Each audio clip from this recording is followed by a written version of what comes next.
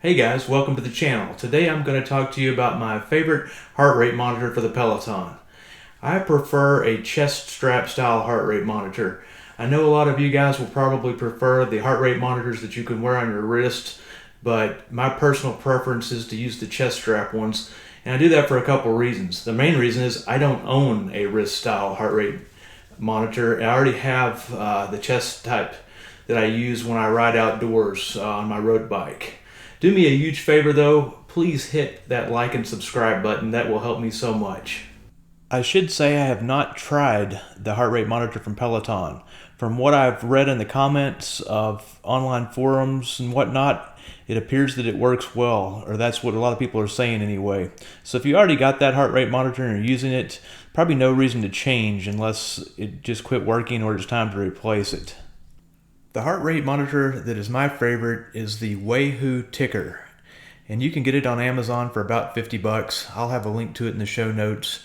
It comes in a couple of other models as well. It comes in the Tickr X model, and that one allows you to use it without having a smartphone or anything. It has a memory basically, and it's about $80. I'll have a link to that as well in the show notes. There's also a replacement strap that you can buy for these. The one I am going to link to is not branded by Wahoo. It's by Scosche, and it's about $20, but it works well as a replacement strap. Wahoo sometimes has one available as well, and it's about $20 as well. I have replaced my strap one time, and it works fine.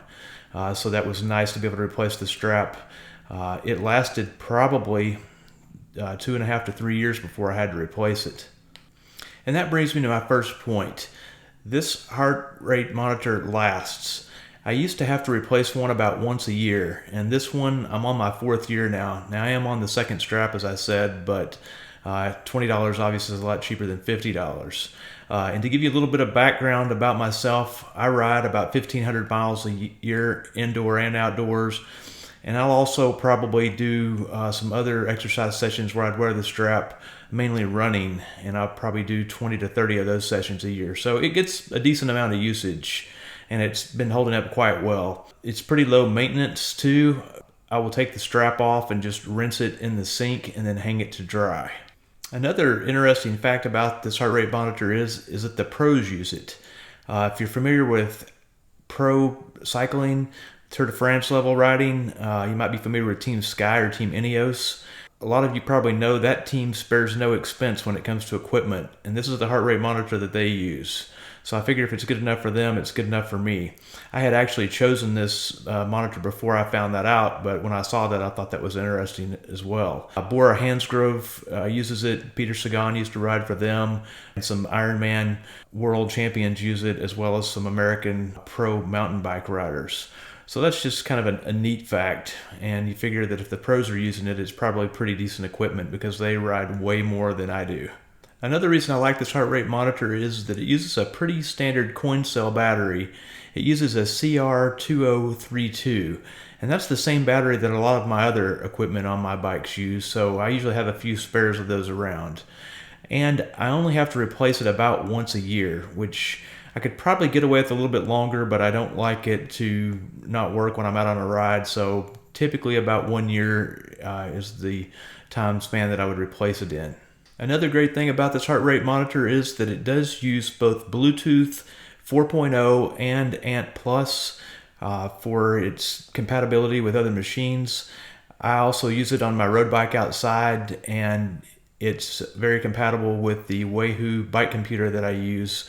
It also works with Strava to connect to your iPhone, other apps. There's at least 50 of them I've read. Map My Run is another big one that it can use. As far as accuracy goes, this heart rate monitor seems very accurate. I had the chance to test it out against some medical grade ECG and EKG machine a few years ago at my hospital, and this thing was spot on. So the accuracy seems to be pretty good. As far as accuracy goes, there are a few things that can cause some inaccurate readings. The number one reason probably would be that the pads aren't moist enough.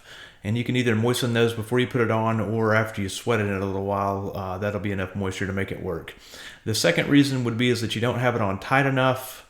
The third reason probably would be that you might need a new strap. So if you've had it for a year or two, it just could be that the strap's wearing out. And another reason could be that it's time for a new battery. So those are 4 things that I've run across that will make it be inaccurate, but that doesn't happen a lot. Those are just some troubleshooting tips for you if you find that you are getting inaccurate readings. Hey guys, thank you so much for joining me today. Please do me a huge favor and hit that like and subscribe button. Also, please give me some comments on your favorite heart rate monitor and any tips or tricks that you have to helping it work better on the Peloton or other biking situations. Thank you so much.